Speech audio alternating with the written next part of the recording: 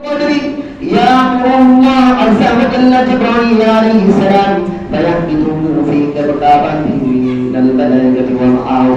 لواء أكبر فيركزه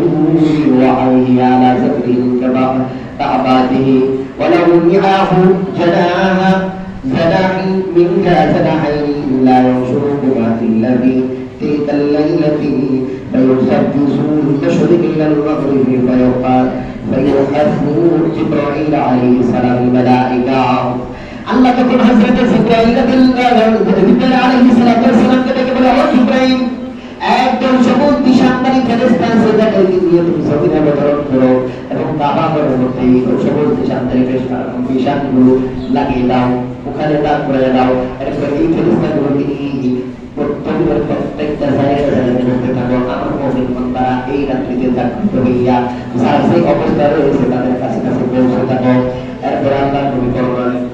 في هذه الليلة يصلون على كل قائمة وقاعدة يصلي وذكري ويضاهئه لهم ويقيمون على الدعاء حتى يطلب الفجر رواه البيهقي يا جبرائيل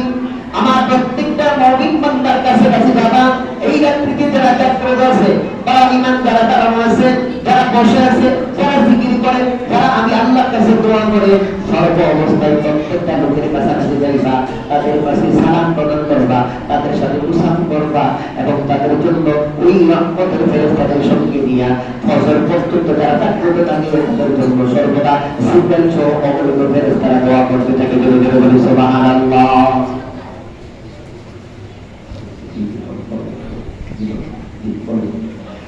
তাইলে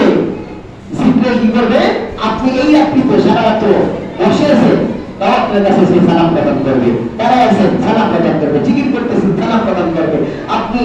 যে অবস্থায় আছেন দোয়া করতেছেন ওই ফেরেশতারা আপনার সাথে কর্মমুক্ত করবে মুসাফা করবে এবং আপনার জন্য আপনার পক্ষ হয়ে দোয়া